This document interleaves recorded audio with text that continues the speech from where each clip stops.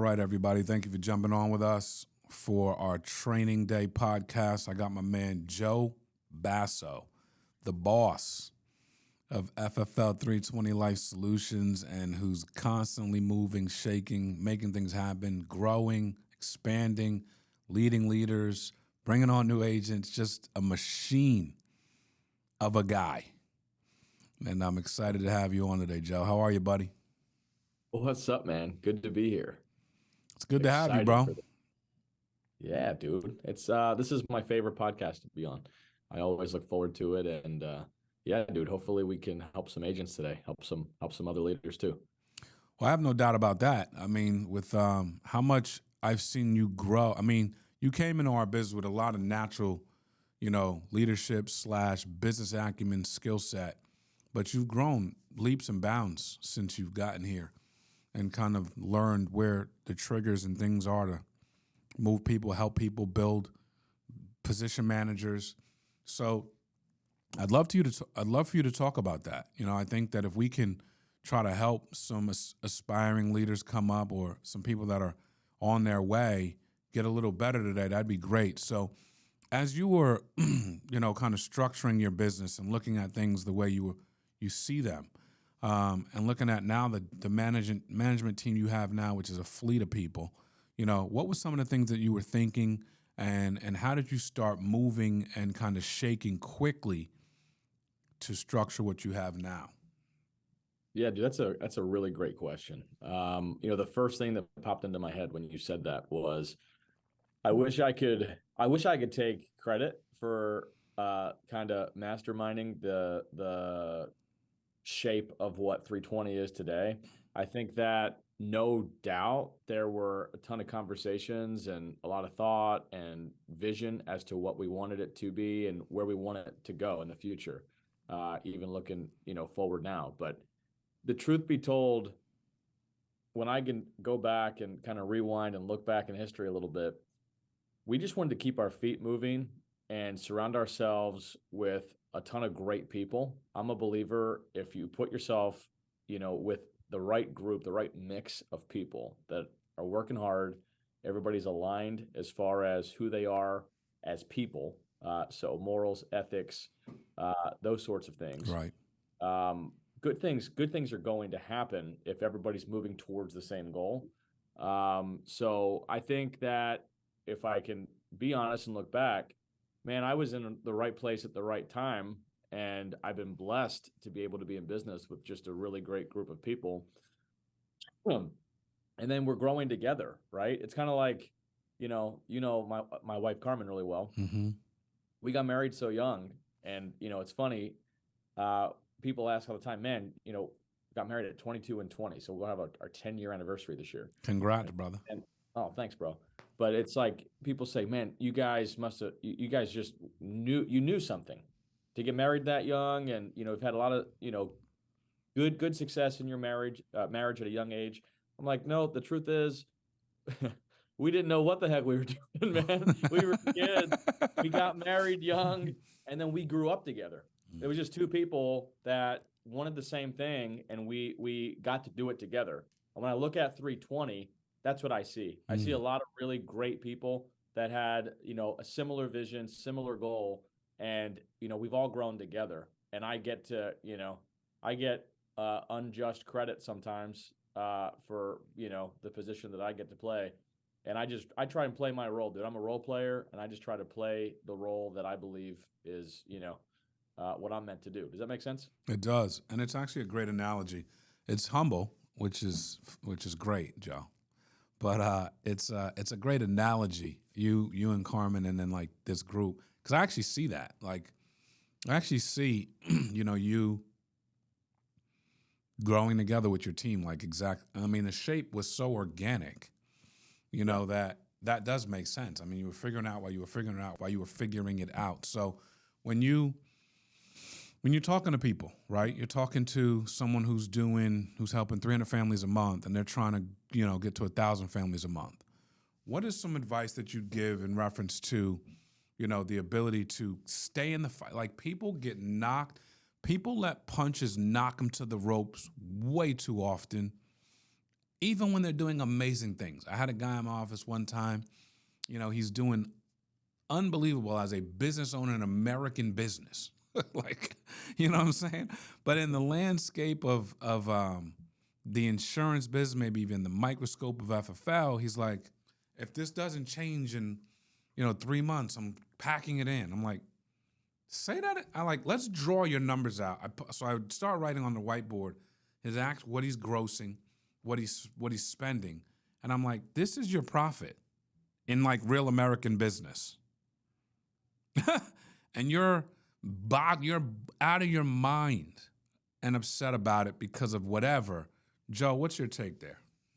Dude, I have two immediate thoughts, bro, and I'm glad you asked this question. This has been on my mind a lot lately because I've had actually a couple of those conversations in the last month or so with different people. And my take was the same as yours. So the first thought is, and this is not original, we've all heard it, but it's important reminder. Comparison is the thief of joy, right? Dude, if we start comparing, I compare my chapter 3, Mark, to your chapter 10, I'm going to feel really lousy about myself. That's just the way that it is. You've been in this industry for 3 times longer than me. Mm-hmm. So yeah, dude, you're crushing me as far as numbers go, and you should be. So I don't compare myself as far as looking at the numbers to a Mark Mead. That's not going to encourage me. That would discourage me. Now, if I spin it a little bit and say, wow, I'll bet you if I talk to Mark and ask Mark where he was in the business at my stage in the business, that's encouraging because now, dude, I guarantee you we're going to have a lot of the same struggles at 2.5 years in. If you can rewind and remember what 2.5 years into the business looked like for you, I'll bet you, dude, I'm dealing with a lot of the same struggles today. And then when I look at where Mark Mead is today, dude, that's encouraging because it's like, all right, I see the light at the end of the tunnel. So I think if I'm having that conversation with someone, it looks a lot like that, number one. And then, dude, I think the second thing, so number one, don't compare. But number two, this is a thought that I've just had a lot lately, man, because I've had a lot of conversations with people that they're expecting handouts in an IBO situation, IBO, independent business owner, right? Dude, no one is coming to save you.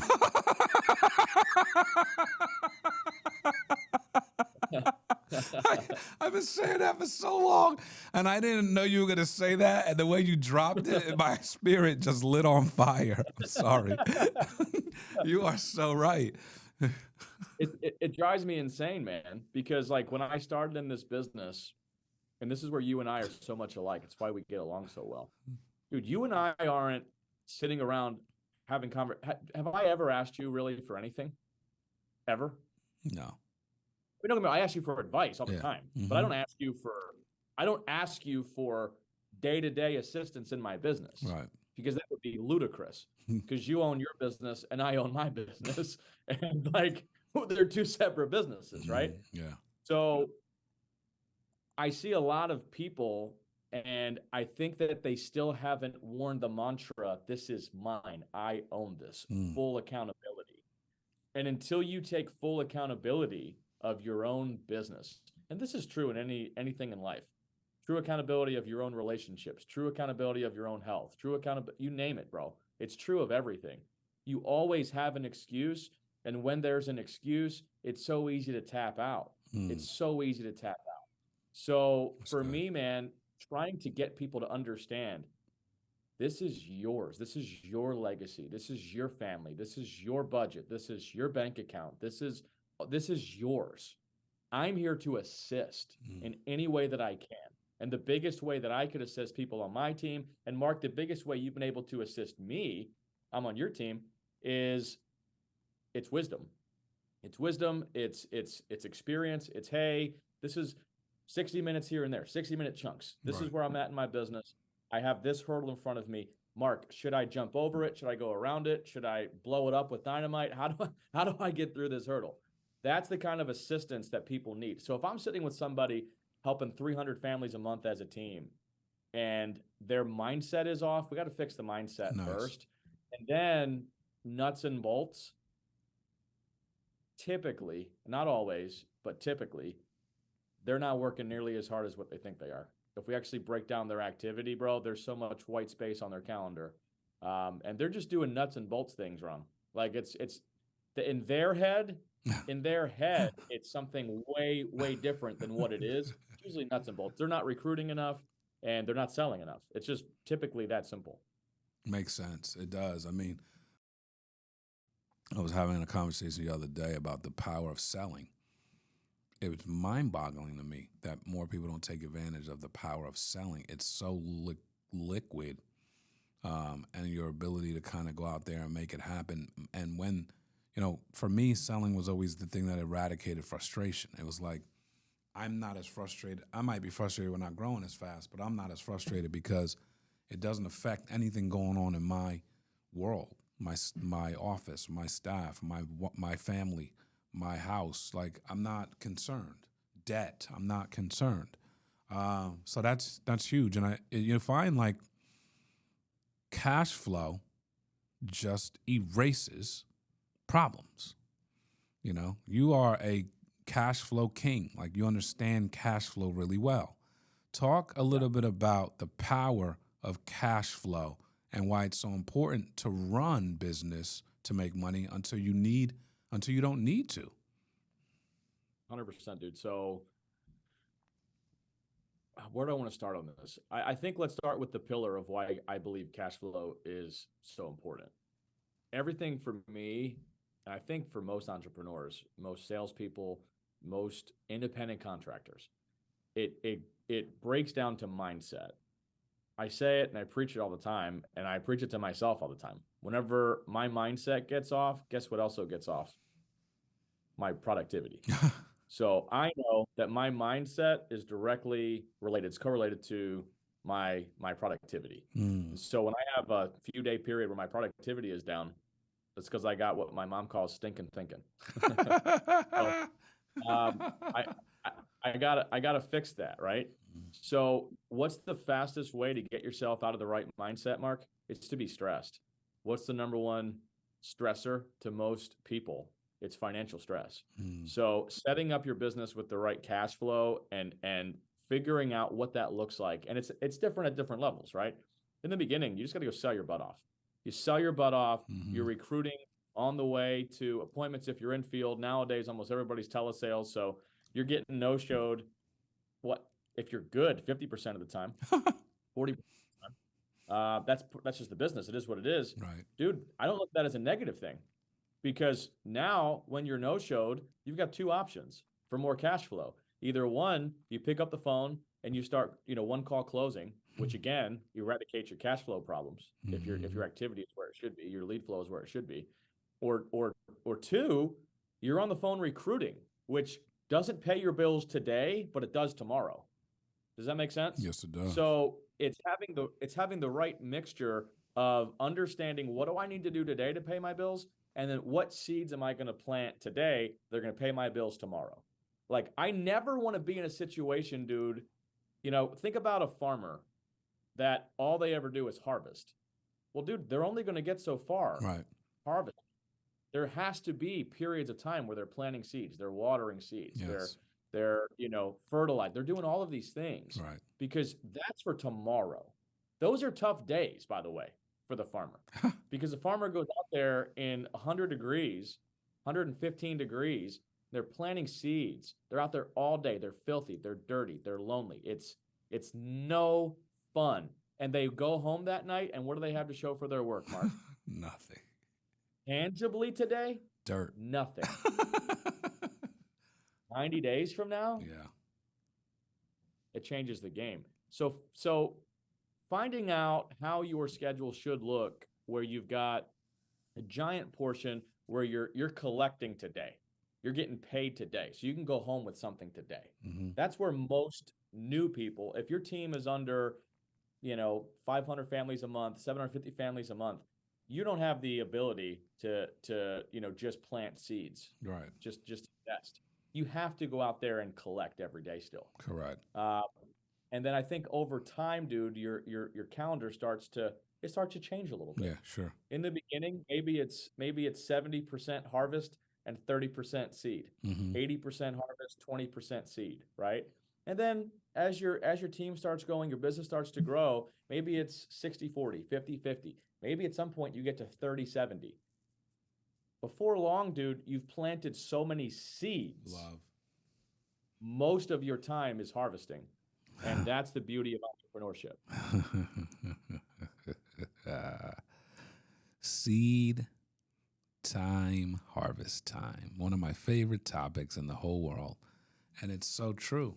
You know, it's it's planting seeds today for the harvest that is tomorrow. And I think at the end of the day, people want to get really good at that. That's a clinic what you just taught on, because although you understand it like the front and back of your hand, I see people butcher it all the time.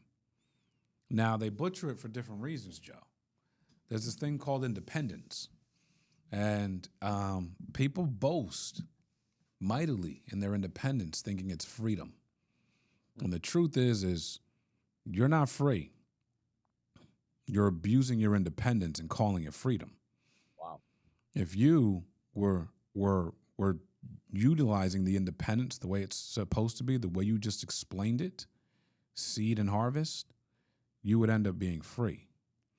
And that is a big difference, you know. And I ain't here to tell anyone when to work, where to work, how to work. You know what I mean? We're going to keep being a guide. We're going to keep shining light. We're going to keep trying to help people get there, Joe. And the ones that volunteer to do it are the ones that are going to grow, right? You volunteered to do it. I met you and both hands were raised. So it wasn't like, I was like, so Joe, if I take you down this path, no, it was like, dude, where is the path? Let me make sure. You were more like, hey, let me make sure. Is that the correct path right there? Yes. All right. See ya. Thank you for the thanks for the time. You know what I'm saying? So that's go ahead. I would just say the key to that is this wasn't my first rodeo. Mm-hmm.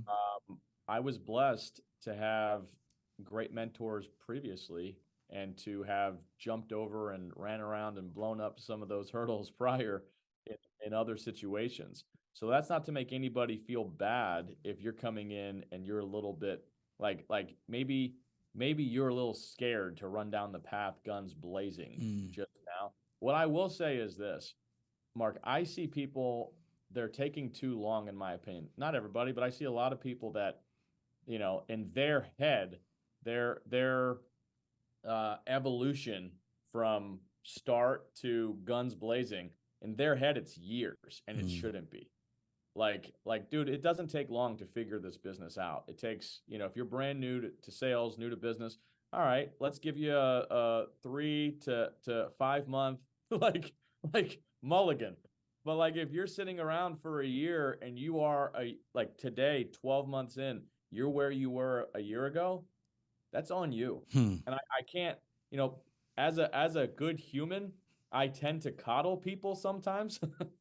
But like I love these calls because it's just me and you, and we can be blunt with folks. Like, dude, there's no other reason why you're sitting in the same boat today that you were 9 months ago, 12 months ago, 18 months ago. Like, it's just you. Right. You are, like you said, abusing the independence, thinking that you've got freedom. And it's like, no. That's the definition of insanity. You've done something wrong. Now look in the mirror and figure out, how do I change the variables at play to get a different result? That's where a lot of people are, in my opinion, and they have to figure it out on their own. They have to.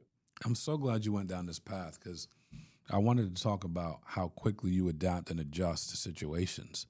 And I remember last fall or so where, the bonus structure changed and changed, a portion of how we earn. And I remember, for like a day, you licked your wounds, and then the next day you were locked and loaded, and you quickly changed to a direct business. Like you had the whole thing kind of figured out in your head, ready to pivot, ready to move, and then started executing and activating on that movement. And today your business is in a whole different place and structure than when it was at that time. And in your head, that was probably, as funny as it is, we look at things as setbacks, and sometimes they're Blessings. say it again. Blessings. Yeah, they're blessings, and they're putting us in a position to like reevaluate what we thought we knew, which is nothing wrong. Like that's actually if you have the stomach, the skin to reevaluate, if you have the thick skin enough to go, wait a minute, you can be humble and course correct. Because if you're not, you're outraged, and you're like you become entitled. What was a setback, or what was a lesson you thought was the law, and it's like, well, all right, you got to make an adjustment, right? And if you have the ability to pivot and then push, you can look back and go, yeah, I mean, I see how I was in that position, right? And you're very good at that, How did you learn to do that? And how, in this example I'm talking about, which you've done in plenty other examples, how do you pivot so fast and so with such ambition, such vigor and You know, excitement? it's funny, Mark, you brought up that one example. I called you on that day, the day that I was licking my wounds, right? And Mm-hmm. I think it's important that you mentioned that day, because I think in some people's mind, when they look at people that have had a lot of success in business or in any area of life, I think they assume that people like us don't have those days. Like we're just machines. We're not machines. We all have those days where it's like the sky is falling.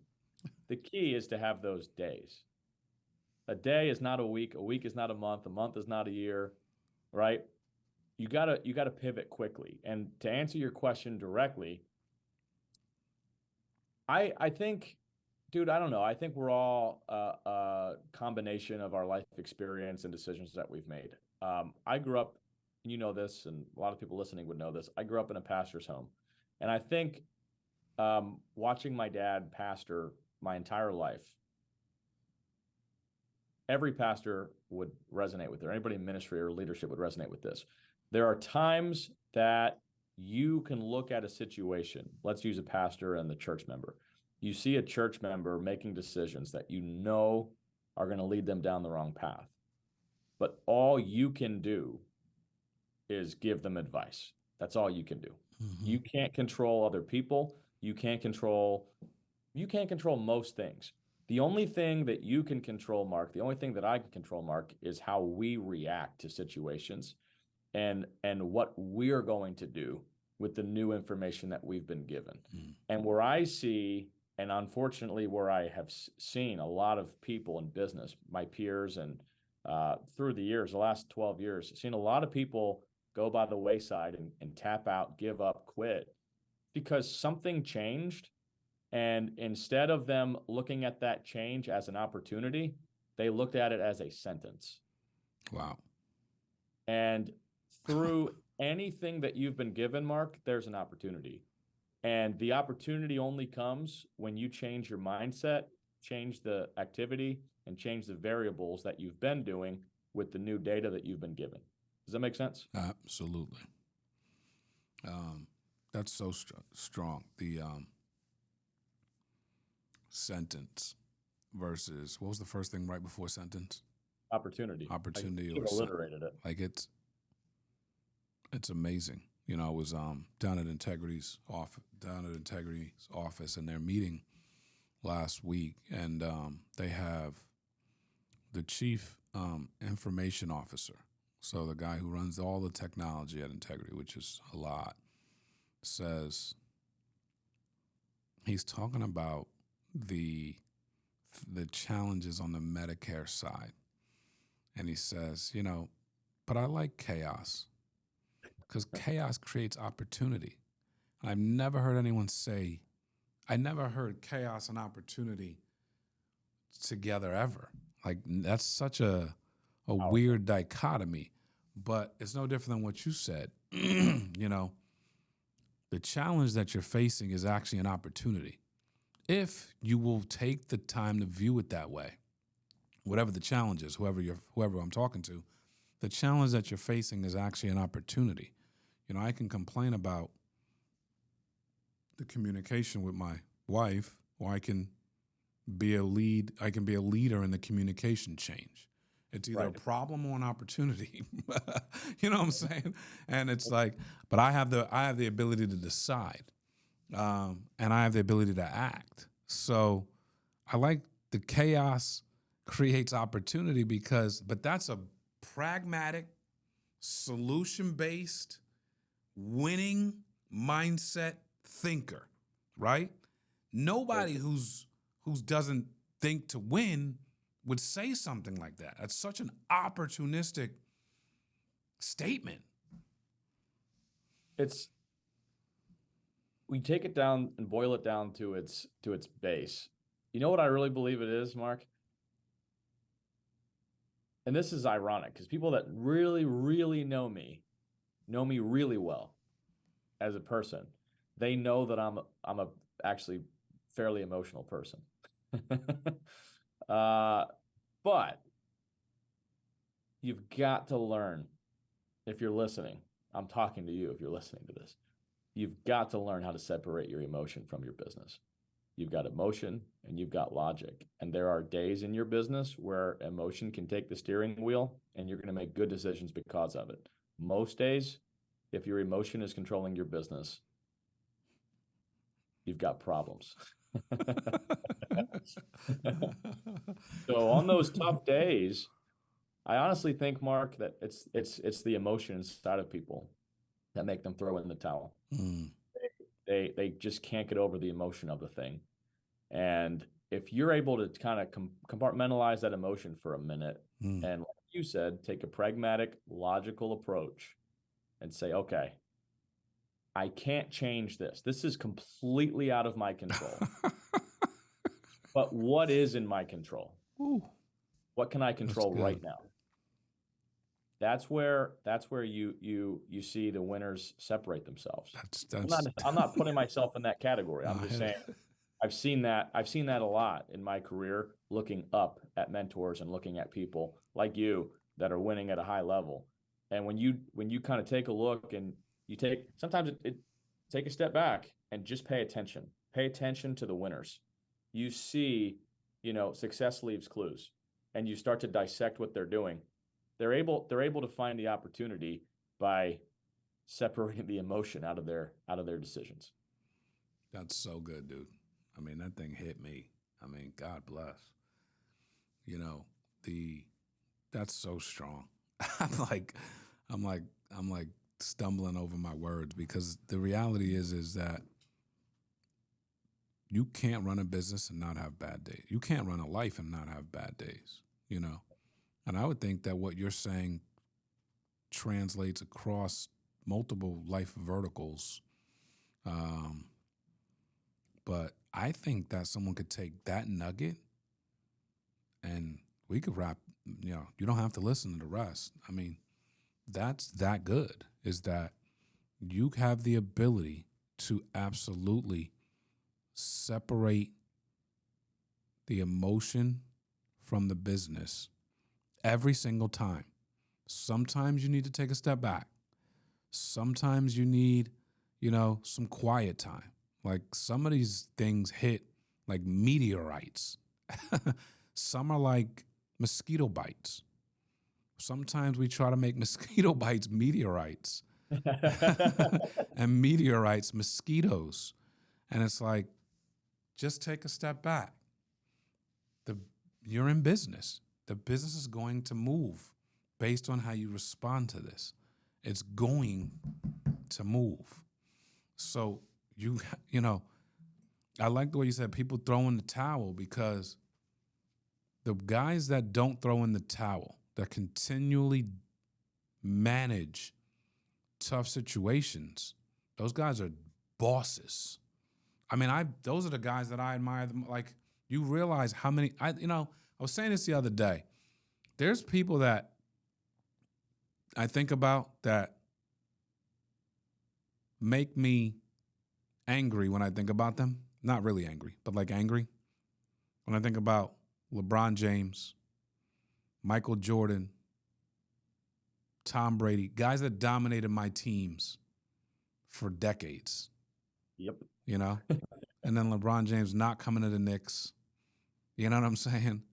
You know, but when you pull out and they're there, you're 16, you're 17, you're 18, and they're still killing the game.